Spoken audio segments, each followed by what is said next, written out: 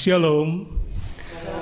Selamat malam, Opa, Oma, Bapak, Ibu, saudara-saudari, dan anak-anak yang dikasihi Tuhan Yesus. Puji Tuhan, malam ini kita berjumpa kembali dalam ibadah keluarga. Meskipun kita belum berjumpa secara fisik, tetapi tidak mengurangi rasa sukacita kita karena kita tetap satu dalam persekutuan dengan Tuhan Yesus dimanapun kita saat ini berada. Jemaat terkasih, marilah kita memulai ibadah ini. Kami undang berdiri untuk memuliakan Tuhan melalui pujian Kidung Jemaat 47, bait pertama dan keempat. Pujilah.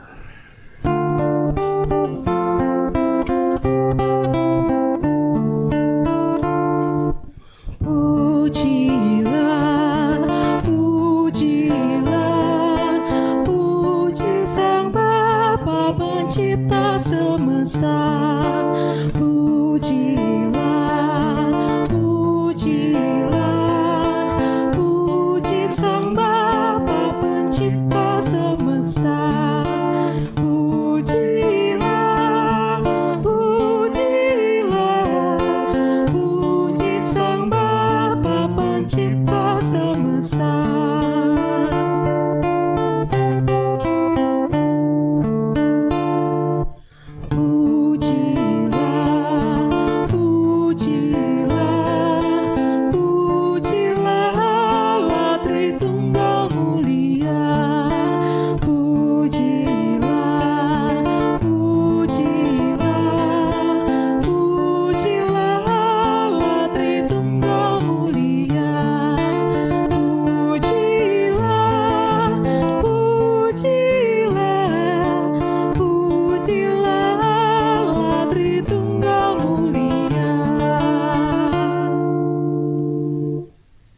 Kita akan masuk di dalam doa pembukaan. Mari kita berdoa. Tak henti-hentinya kami naikkan syukur dan terima kasih kepadamu, ya Tuhan Yesus, karena kasih setiamu yang terus menyertai kami. Sehingga malam ini kami bisa beribadah, walau belum bisa berjumpa dengan keluarga-keluarga di sektor. Tuhan, sampai saat ini kami masih dalam pembatasan ruang gerak karena pandemi COVID-19 yang belum berakhir. Tetapi keadaan ini justru memberikan kesempatan untuk semakin dekat dengan keluarga. Untuk itu, kami mau bersyukur melalui ibadah ini. Kami mohon, kuduskanlah kami dan berkatilah ibadah ini dari awal sampai dengan selesai. Dalam nama Tuhan Yesus, kami naikkan doa ini. Amin. Jemaat terkasih, kita akan membaca Mazmur, diambil dari Mazmur 100, ayat kedua sampai keempat. Kita akan baca secara silih ganti. Bersorak-soraklah bagi Tuhan, hai seluruh bumi.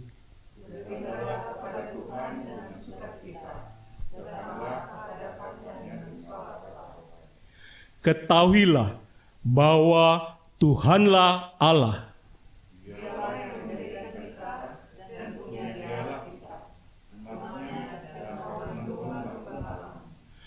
Masuklah melalui pintu gerbangnya dengan nyanyian syukur. Dalam pelatarannya dengan puji-pujian. Bersyukurlah kepadanya dan pujilah namanya.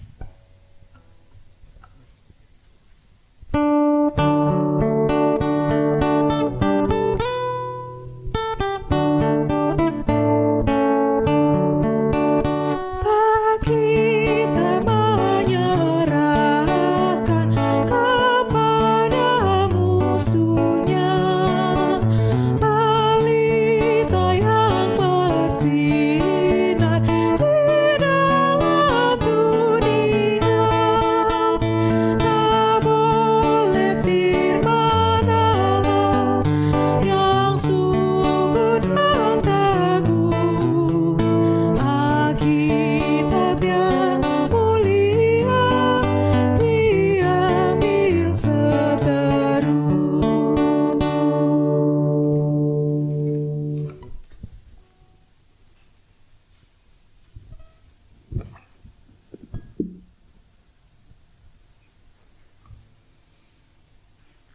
malam, saudara-saudara, kita berjumpa lagi dalam ibadah keluarga, meskipun hanya melalui streaming seperti ini. Kita bersuka cita karena kita tetap diberikan kekuatan dan juga kesehatan oleh Tuhan sampai pada detik ini. Saudara-saudara, Bapak Ibu yang diberkati Tuhan beserta keluarga masing-masing, kita akan membaca dan juga merenungkan firman Tuhan. Sebelum itu kita lakukan, mari kita memohon tuntunan Roh Kudus. Mari kita berdoa. Ya Allah Bapa kami di dalam surga, terpujilah Engkau dengan segala kemuliaan yang Engkau pertontonkan dan perlihatkan bagi kami melalui kitab suci. Terpujilah Engkau, Allah yang selalu menepati janji-janjinya sepanjang zaman. Bahkan ketika zaman ini berakhir pun, Engkau tetap adalah Allah yang berkuasa. Kami yang penuh dengan dosa ini akan membuka dan juga membaca firman-Mu. Tuhan, kasihani dan ampunilah kami. Lalu tuntunlah kami dengan Roh Kudus-Mu, supaya firman yang hendak kami baca, kami beroleh hikmat menghadapi malam hari ini dan juga hari-hari mendatang. Oh Tuhan, berfirmanlah sebab kami siap mendengarkan firman-Mu, dan kami sudah berdoa karena Yesus Tuhan Sang Juru Selamat kami. Amin. Saudara, kita akan membaca dari kitab Ulangan 10 ayat 20 dan sampai dengan ayat yang ke-22. Ulangan pasal 10 ayat 20 sampai dengan ayatnya yang ke-22. Saya ajak ibu bapak yang tidak berhalangan untuk berdiri. Mari dengarkanlah firman Tuhan yang saya akan bacakan bagi ibu bapak sekalian. Pasal 10 dari kitab Ulangan, ayat 20 sampai dengan ayat 22, dan firman Tuhan berbunyi demikian. Engkau harus takut akan Tuhan Allahmu. Kepadanya haruslah engkau beribadah dan berpaut, dan demi namanya haruslah engkau bersumpah. Dialah pokok puji-pujianmu, dan dialah Allahmu, yang telah melakukan di antaramu perbuatan-perbuatan yang besar dan dahsyat, yang telah kau lihat dengan matamu sendiri. Dengan 70 orang nenek moyangmu pergi ke Mesir, tetapi sekarang ini Tuhan Allahmu telah membuat engkau banyak seperti bintang-bintang di langit. Itulah firman Tuhan, terpujilah Yesus Kristus. Berbahagialah setiap orang yang mendengarkan firman-Nya. Haleluya. Haleluya, haleluya, haleluya.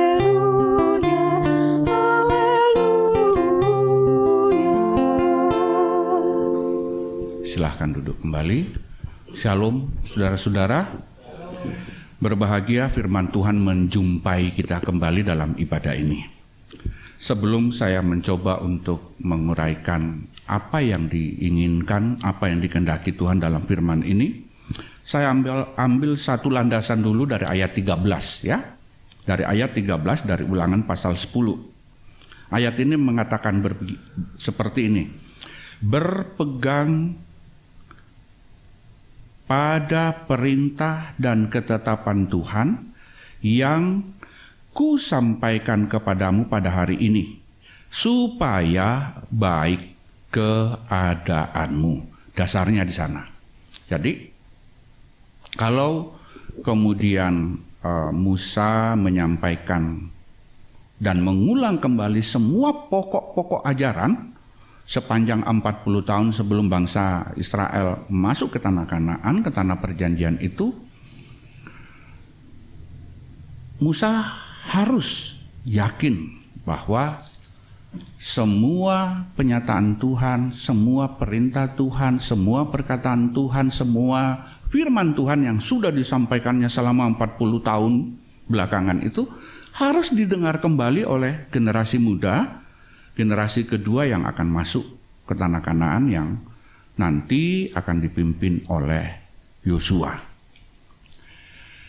Kita tadi membaca dalam ayat 20 bagaimana pesan itu didahului dengan kata engkau harus. Kata harus ini biasanya tidak tawar-menawar. Tidak ada dispensasi, tidak ada juga dipotong-potong dikit lah, dimaklumi dikit lah, tidak ada. Kata harus itu seperti yang dinyatakan. Kalau warnanya merah ya merah, kalau biru ya biru, kalau putih ya putih, kalau hitam ya hitam. Dalam konsep yang sering disampaikan oleh Rasul Paulus dengan gaya bahasa seperti ini. Katakan iya kalau benar, katakan tidak kalau salah. Nah, itu kata harus ya. Engkau harus takut akan Tuhan Allahmu. Pertanyaannya, kenapa mesti takut kepada Tuhan? Lalu bagaimana rasa takut itu kita bawa dalam tatanan kehidupan kita sehari-hari? Saya akan memberikan 2 contoh, rasa takut dan rasa hormat. Anak saya yang bungsu itu, setiap kali ada saya dengan mamanya, dia akan kelihatan jadi anak yang patut dipuji. Anak yang taat, setia, anak yang penuh hormat kepada saya dengan mamanya. Tapi kalau kami tidak ada di tempat atau kami sedang keluar rumah, maka dia bisa melakukan banyak hal. Yang tadinya dia duduk tenang, tiba-tiba dia menjadi anak yang lompat-lompat di atas kursi. Yang tadinya kalau masuk ke kamar dia masuk, penuh sopan santun, tiba-tiba dia lompat-lompat di atas tempat tidur dan teriak-teriak. Itu bukan rasa takut. Tapi itu kepura-puraan. Demikian juga kalau ada gurunya dia berangkat ke sekolah, kalau di sekolah wow, anteng, tenang, duduk tenang bersama teman-temannya di kelas. Tapi ketika keluar sekolah wow. Bukankah banyak orang tua yang mengeluh, sampai-sampai ada orang tua nakut-nakutin anaknya begini. Awas lo tak lapor sama gurumu. Awas lo kamu nanti tak beritahukan gurumu supaya kamu. Nah, biasanya itu karena orang tua merasa ini anak kok nggak mau dengar-dengaran. Malah ada yang begini, awas kamu besok tak laporin ke guru sekolah minggumu. Karena kamu makan nggak berdoa, kamu mau tidur nggak berdoa, mau pergi sekolah nggak berdoa. Pasti ada yang seperti itu kira-kira ya. Nah, itu bukan rasa hormat, itu bukan rasa takut, tapi sebuah kepura-puraan. Ada orangnya, dia penuh rasa takut. Ada ayah dan ada ibunya, maka dia menjadi anak yang ya, saya juga sering jumpain anak muda itu kalau saya lagi jalan sore-sore lalu ketemu anak-anak muda yang lagi nongkrong itu di sampingnya poliklinik itu di gereja kita. Kalau saya muncul tiba-tiba yang tadinya ribut mereka, begitu saya muncul langsung diam. Tuh. Tapi begitu saya udah pergi agak jauh baru ribut lagi mereka. Wah itu. Nah bukan seperti itu. Tapi rasa takut yang diinginkan oleh Tuhan berlaku bagi bangsa Israel adalah setiap waktu. Setiap saat. Jadi Rasa takut bukan temporal. Saya coba ajak ibu bapak berefleksi sedikit ya. Kalau kita pada hari Minggu itu kan biasanya kita ke gereja ya. Orang masuk gereja kan semuanya bagus-bagus, baik-baik, senyum, saling menyapa. Nah, mestinya di luar jam kebaktian, di luar hari Minggu itu sikapnya mesti tetap seperti itu. Baik-baik, ketemu orang siapapun, senyum. Mestinya begitu ya.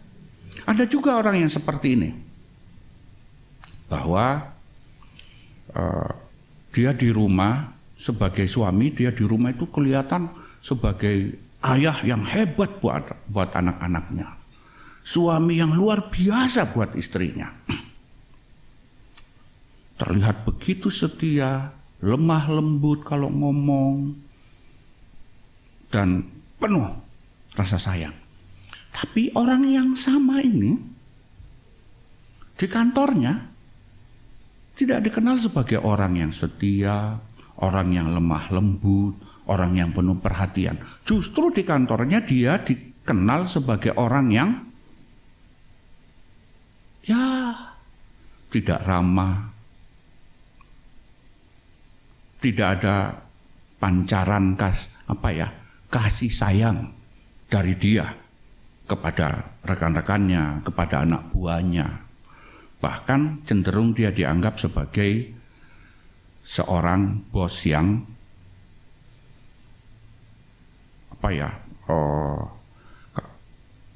apa kata lain dari bos yang sewenang-wenang itu apa?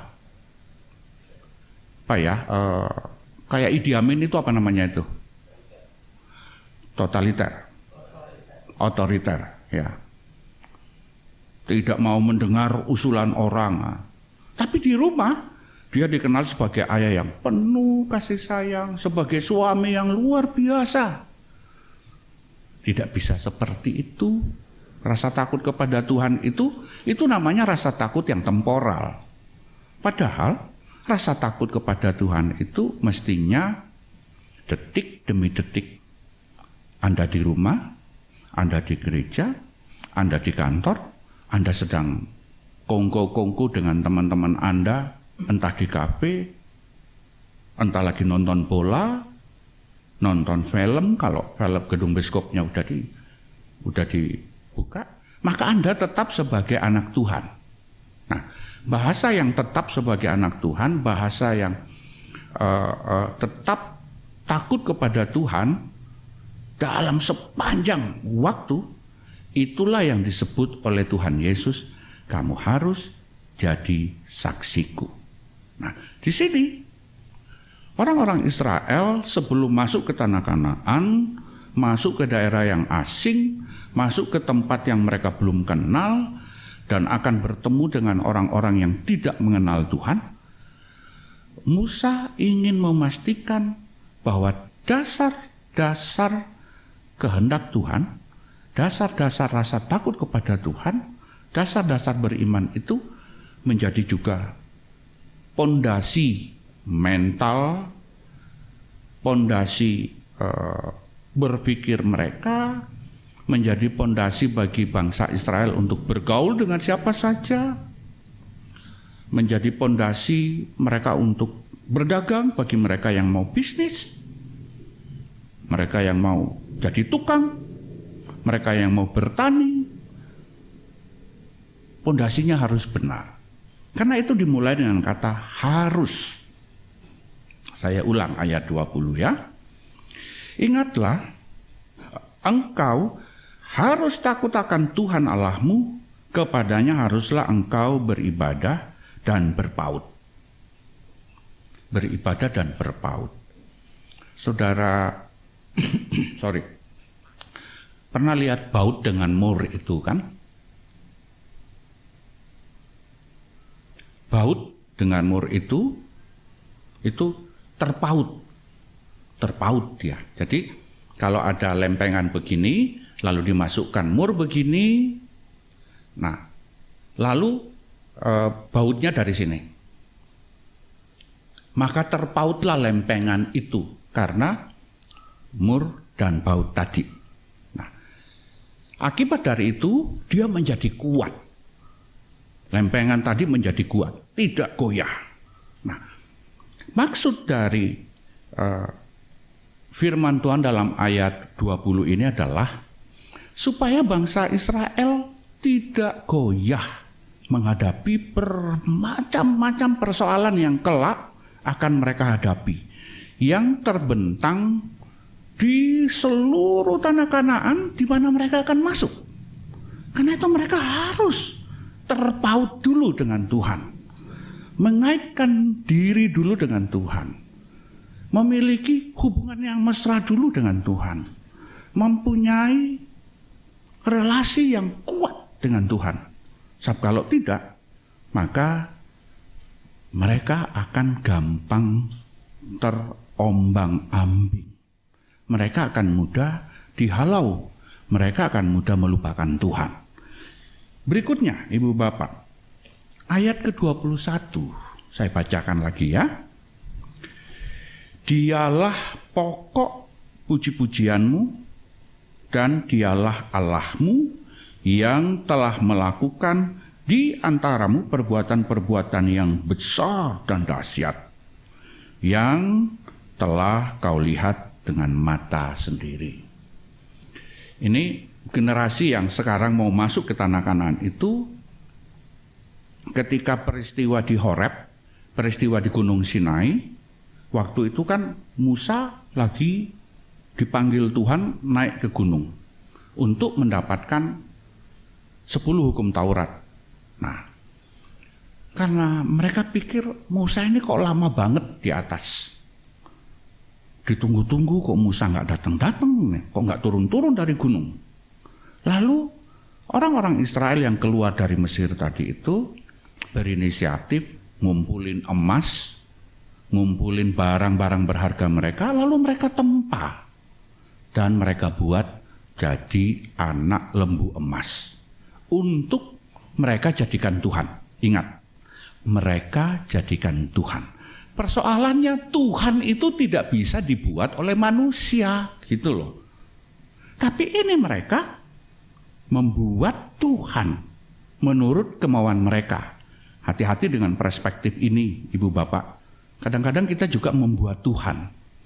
Kadang-kadang kita, oh Tuhan, saya mau itu Tuhan Yesus begini. Saya mau itu Tuhan Allah begini. Saya mau Tuhan Yesus itu nurutin saya. Padahal kalau kita baca ayat, mulai dari ayat yang ke-12 ini, maka yang diinginkan oleh Tuhan, you ikut saya. Anda ikut saya. Kowe kudu melu aku.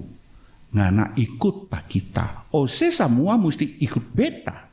Itu yang diinginkan oleh Tuhan. Jadi bukan Tuhan ikut kamu, bukan Tuhan yang ikut Anda, bukan Tuhan yang nurutin Anda, tapi Anda yang nurutin Tuhan. Itu yang diinginkan oleh Musa, oleh Tuhan melalui Musa dan Yosua kepada bangsa ini. Karena itu dikatakan, saya baca lagi ayat 21 ya.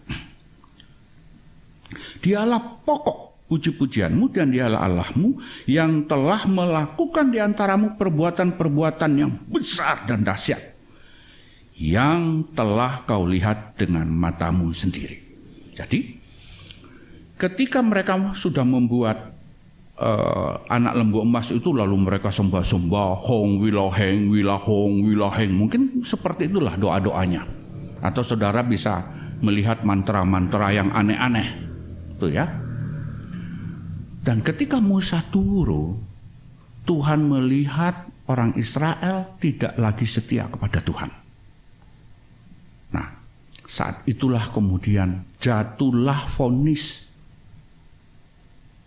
bahwa semua orang yang menyembah anak lembu emas itu harus mati.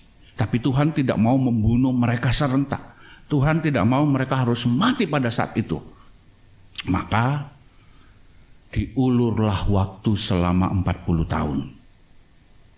Sampai mereka mati semua. Nah, yang ada di dalam bacaan kita pada saat ini adalah anak-anak dari orang-orang yang menyembah anak lembu emas tadi itu. Sepanjang 40 tahun anak-anak yang lahir ini siang hari melihat yang awan. Wah, saudara kalau pernah, nggak usah di padang gurun deh, Anda jalan deh di jalan-jalan raya pada saat matahari terik, Anda jalan di sana, di jalan beraspal itu, panasnya luar biasa. Masih bagus aspal itu masih menyerap sinar matahari. Tapi kalau pasir, kena sinar matahari, dia pantulkan sinar matahari. Tadi betapa panasnya gurun pasir itu. Tetapi Allah ternyata menghalau, menyuruh, memerintahkan tiang awan itu bangsa Israel ke kiri, tiang awan melindungi mereka ke kiri. Bangsa Israel ke depan, tiang awan ke depan. Mau ke belakang, tiang awan juga ke belakang. Dan orang-orang ini melihat, wah luar biasa. Itu pada siang hari. Malam hari, mereka tidak punya yang paling kuno deh. Mereka tidak punya dian, ya. Mereka tidak punya dian. Lampu minyak tidak ada. Tapi aneh, setiap malam hari perkemahan orang Israel di gurun pasir itu seperti kota terangnya. Kenapa? Karena tiang api tiap malam itu menerangi perkemahan mereka. Tiang api itu membuat terang setiap sudut-sudut sehingga bangsa Israel tidak butuh lagi nyala api, tidak butuh lagi cahaya, cukup. Dan mereka lihat itu, mereka tonton. Itu baru siang dan malam hari. Belum lagi yang bangsa Israel nggak beternak, bangsa Israel tidak punya kandang burung puyuh, tidak punya peternakan burung puyuh, budidaya burung puyuh. Tapi mereka tiap hari harus makan. Mereka tiap hari menikmati burung, menikmati daging burung. Itu mereka lihat, mereka tonton. Karena itu dikatakan di sini, kamu melihat semua itu dahsyat dan besar.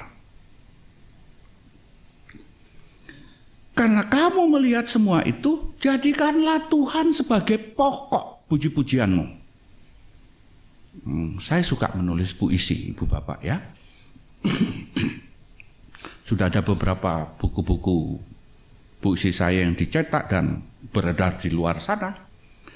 Selalu puisi itu saya tulis dengan pokok tentang Tuhan. Meskipun bahasanya mungkin ketika kasih-Mu menyentuhku, maka berubahlah. Maka aku tidak mengenal diriku lagi. Salah satu puisi yang saya buat.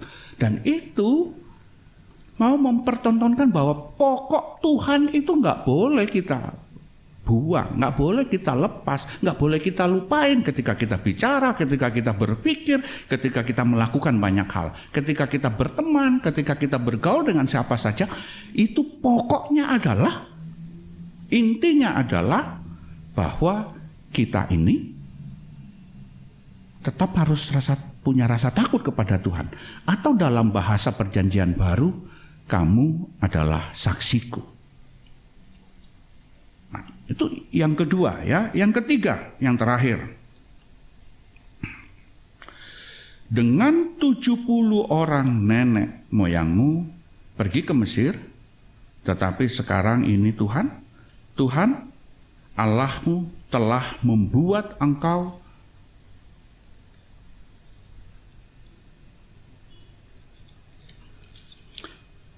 banyak seperti bintang-bintang di langit.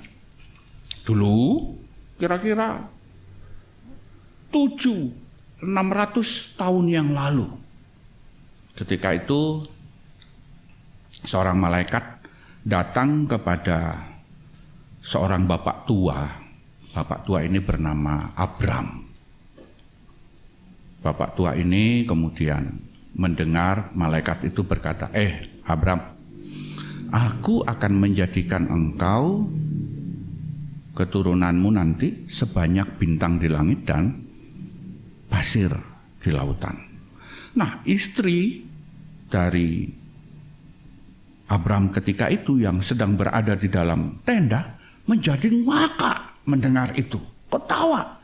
Lo gimana nggak ketawa? Si Abram ketika itu usianya 70 tahun. Sarah ketika itu usianya 60 tahun. Saudara bisa lihat orang-orang yang usia, ibu-ibu, perempuan yang usianya 60 tahun. Saudara bisa lihat sekarang. Bisa lihat juga laki-laki yang usia 70 tahun ke atas. Kayak apa? Tidak masuk akal. Hah? Si Sarah ketawa, tapi Abram menerima janji itu. Coba saudara berhayal, berimajinasi. Misalnya Abram ketika itu tidak percaya dengan janji Allah. Apakah akan terjadi seperti yang ada di ayat 22 tadi? Tentu tidak. Allah bisa memakai siapa saja untuk menepati janjinya. Nah, sekarang saya mau ajak ibu bapak berefleksi. Nggak tahu saya kok suka sekali mengambil perumpamaan dengan memakai nama-nama keluarga dalam jemaat. Misalnya keluarga Worotikan. Itu Pak Worotikan itu sendirian dulu waktu datang. Dia nggak datang bawa Eki misalnya. Dia tidak datang bawa Leo misalnya. Tidak, dia sendirian.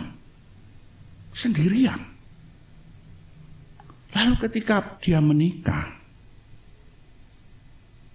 lalu Pak Worotikan itu diberi keturunan, diberi anak-anak. Sekarang refleksikan diri masing-masing. Jangan hanya keluarga Worotikan, keluarga Tarigan,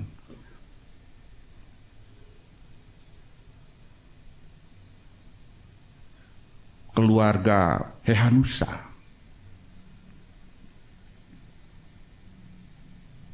keluarga Waworuntu, dan keluarga-keluarga yang lain. Coba refleksikan diri, refleksikan. Loh, aku seperti sekarang ini karena apa? Aku seperti sekarang ini apa karena kekuatanku? Tidak. Tapi yang pasti itu karena kesetiaan saudara kepada Tuhan. Itu karena rasa takut saudara kepada Tuhan. Lalu coba tengok. Lihat anak-anak, lihat cucu, lihat rumah, lihat apa yang saudara-saudara miliki sekarang ini. Persis seperti yang dikatakan oleh Musa kepada bangsa ini. Hei, kamu dulu hanya 70 orang. Waktu pertama kali masuk ke Mesir. Yakub, ya, dengan Yusuf, dan ada Benyamin, ada Naftali, dan ada 3 istri Yakub waktu itu ya. Dan jumlah anak-anak Yakub itu semuanya adalah 70 orang ketika dibawa oleh Yusuf masuk ke Mesir. Dan saat firman ini disampaikan, orang Israel tidak terhitung, saudara-saudara. Belum lagi mereka yang sudah mati. Itu berarti janji Tuhan 600 tahun yang lalu kepada Abram terbukti. Nah, kalau Tuhan juga berjanji seperti itu dalam hidup saudara, kita tinggal tunggu kok. Tinggal menunggu. Jangan seperti angkatan yang berada di Gunung Sinai, di bawah kaki Sinai, di Horeb. Musa sementara naik ke atas, mereka mau menciptakan waktu sendiri. Mereka mau menciptakan Tuhannya sendiri. Mereka mau membuat kemuliaannya sendiri. Akibatnya apa? Fatal, saudara-saudara, fatal sekali. Mereka harus menjalani 40 tahun perjalanan. Loh, itu Gunung Sinai, saudara-saudara. Kalau ke Mesir, kalau ke Tanah Kanaan, ke Palestina sekarang, kalau kita jalan dan Anda kuat, Anda cuma butuh 3-4 minggu, itu pun sudah santai-santai jalannya. Itu pun sudah santai, jalan kaki loh ya. Sekarang sih tinggal dihitung aja kalau naik bus. Dekat, tapi Tuhan buat mereka berputar-putar.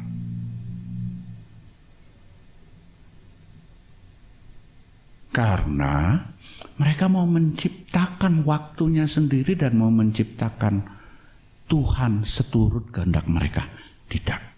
Kita tidak bisa seperti itu. Yesus Kristus merefleksikan pasal 10 ini dari kitab Ulangan ini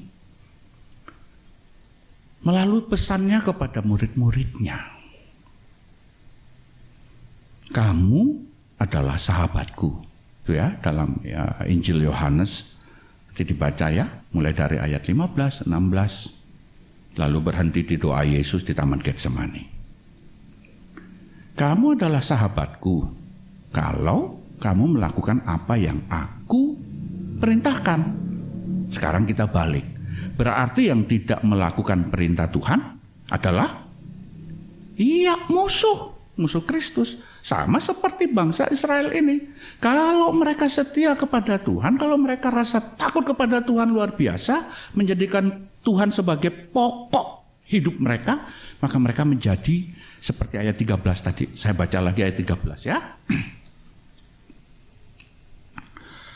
Berpegang pada perintah dan ketetapan Tuhan yang kusampaikan kepadamu pada hari ini. Ini Musa. Supaya baik keadaanmu. Supaya baik keadaanmu. Kira-kira 300 tahun, 240, 250 tahun sesudah ayat ini disampaikan, seorang nabi juga mengatakan hal yang sama. Bahwa rancangan-rancangan Tuhan bukanlah rancangan keburukan, bukanlah rancangan kejelekan, bukanlah rancangan celaka, tapi rancangan damai sejahtera. Saudara ingat siapa yang mengatakan itu? Yeremia. Yesus mengatakan kata-kata itu dengan kalimat yang lebih sederhana, kalimat yang praktis, kalimat yang gampang. Carilah dulu kerajaan sorga, maka segalanya akan dicukupkan, ditambahkan, disempurnakan. Nah, saudaraku, saya akan mengakhiri renungan kita bersama pada jam kebaktian ini dengan mengatakan seperti ini. Tuhan tidak pernah lalai, tidak pernah lupa. Tuhan juga tidak pernah menutup mata atas semua persoalan yang saudara hadapi. Hanya satu yang Dia minta, kesetiaan. Amin, saudara? Amin.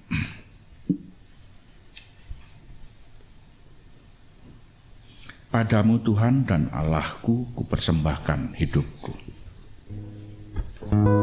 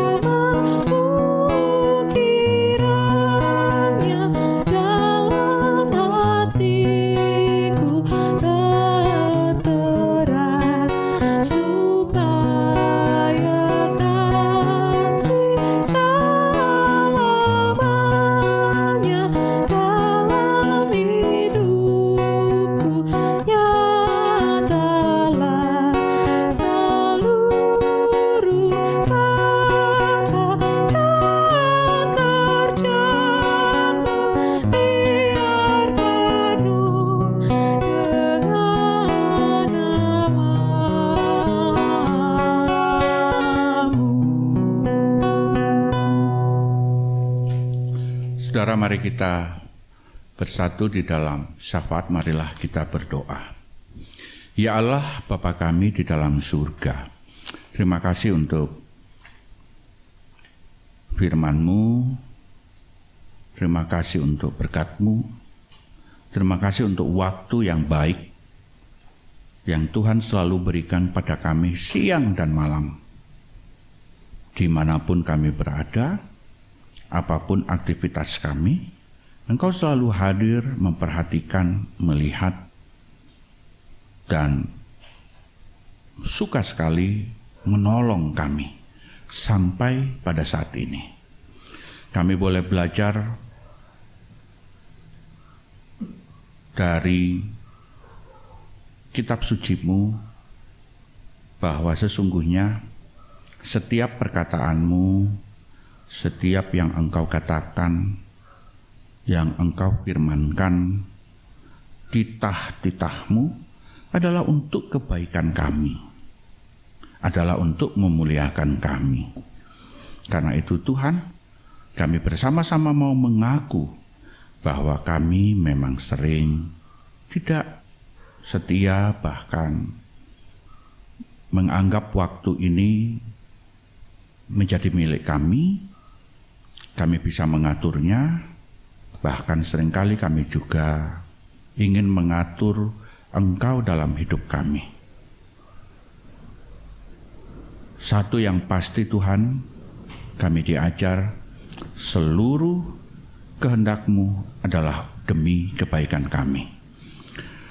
Bapa di dalam surga, saat ini hamba berdoa untuk semua warga jemaat, untuk semua persoalan-persoalan yang dihadapi oleh warga jemaat, masalah-masalah yang terbentang di hadapan mereka, baik karena persoalan kehidupan berkeluarga, persoalan ekonomi, pekerjaan, penghasilan, mungkin juga persoalan iman. Tuhan, kasihani dan tolonglah mereka.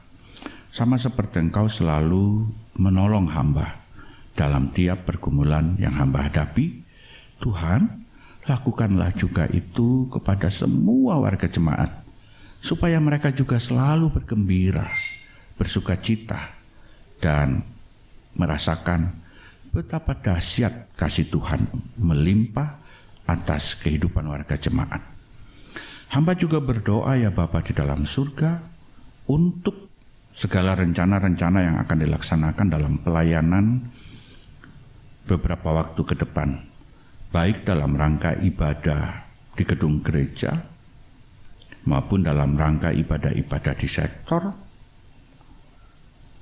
maupun dalam rangka tugas-tugas pelayanan yang dilakukan oleh majelis jemaat bersama dengan seluruh unit-unit misioner, khususnya kakak layan Pelkat PA dan juga Pelkat PT. Tuhan berkati mereka yang penuh antusias, bahkan bergembira selalu untuk melayani anak-anak sekolah minggu dan juga anak-anak Pelkat PT. Bapa, hamba juga berdoa dan bersyukur untuk pelaksana harian majelis jemaat, baik yang terpilih maupun yang sudah dimisioner. Kiranya segala sesuatu serah terima boleh berjalan dengan baik dan boleh melaksanakan tugas-tugas dengan baik. Bahkan seluruh rencana majelis jemaat, rencana majelis sinode GPIB, kami serahkan ke dalam tangan Tuhan, agar pelayanan di seluruh jemaat-jemaat GPIB boleh berlangsung dengan baik. Hamba bersyukur untuk anak-anak muda yang Tuhan pakai dalam pelayanan streaming ini. Tuhan tetap memberkati anak-anak muda ini dalam pekerjaan mereka, aktivitas mereka sehari-hari. Demikian pula dengan segala rencana yang harus mereka lakukan, baik pasca maupun sesudah rekaman untuk pelayanan seperti ini. Tuhan memberkati bersama dengan Komisi Teologia di GPIB Pasar Minggu. Tuhan memberkati agar mereka tetap bergembira meskipun seringkali mereka menghadapi sesuatu yang mungkin menjengkelkan, mungkin juga membuat mereka menjadi marah. Tapi biarlah kasih Tuhan akan melimpahi semua pekerjaan pelayanan ini.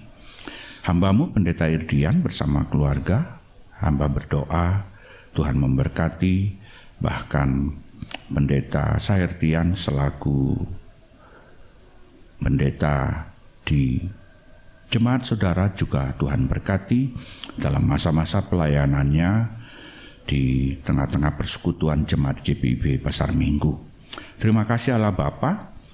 Dan nanti kalau kami masing-masing harus menyelesaikan ibadah ini dan kembali dalam kehidupan kami sehari-hari, biarlah pokok iman kami, pokok pikiran kami, pokok apa yang kami lakukan hanya berpaut dan terpaut padamu.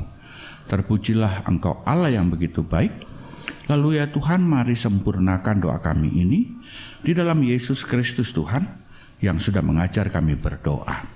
Bapa kami yang di sorga, dikuduskanlah namamu, datanglah kerajaanmu, jadilah kehendak-Mu di bumi seperti di sorga. Berikanlah kami pada hari ini makanan kami yang secukupnya, dan ampunilah akan kesalahan kami, seperti kami juga mengampuni orang yang bersalah pada kami.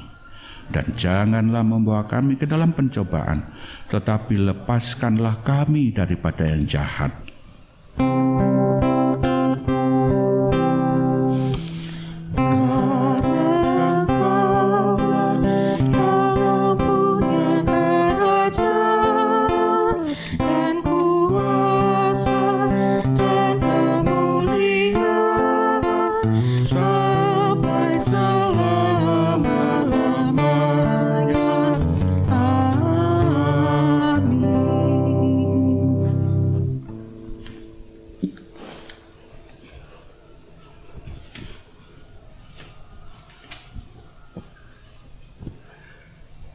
Jemaat yang dikasihi Tuhan Yesus Kristus, kini saatnya kita memuliakan Tuhan dengan memberikan persembahan kepadanya, dengan mengingat firman Tuhan dalam Mazmur 52 ayat 11.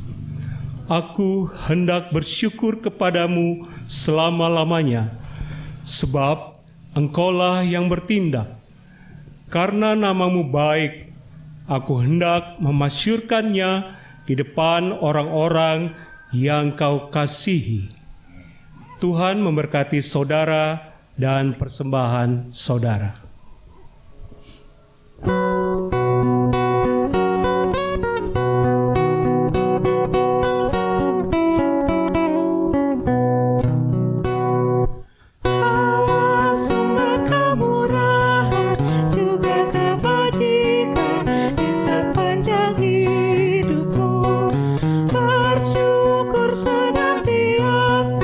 Puji nama Tuhan kini dan kekal.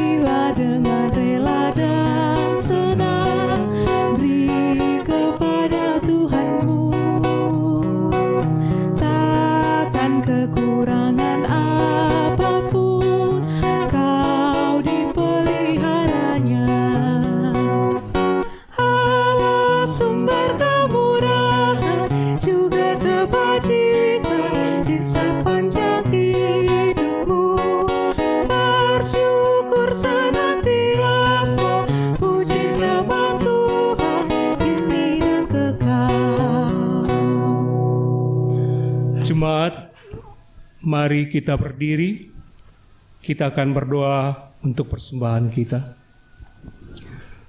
Terima kasih Tuhan atas kesempatan kami boleh memberikan persembahan kami sebagai wujud ungkapan syukur kami. Berkatilah persembahan kami supaya dapat menjadi alat-Mu dalam melebarkan kerajaan-Mu. Berkati presbiter yang akan mengelolanya, kiranya seturut dengan kehendak-Mu.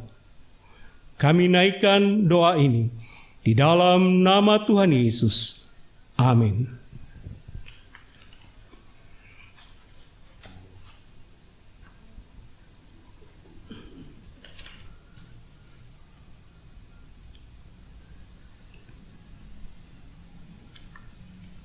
Saudara-saudara, kembalilah dalam kehidupanmu sehari-hari dan lakukanlah firman Tuhan yang telah saudara dengarkan tadi. Sebelum kita menerima berkat Tuhan, kita muliakan Tuhan kita dari nyanyian Ku Mulai Dari Diri Sendiri.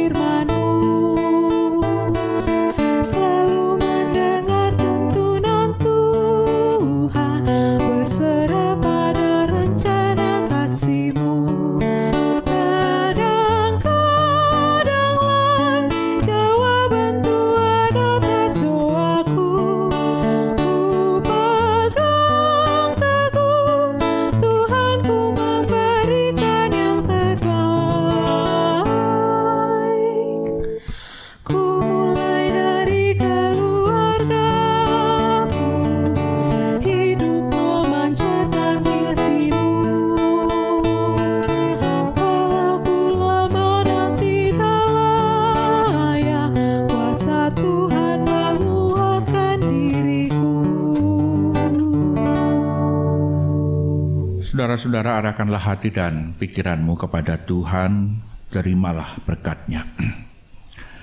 Kasih karunia Tuhan Yesus Kristus dan kasih Allah Bapa dan persekutuan Roh Kudus menyertai kamu sekalian.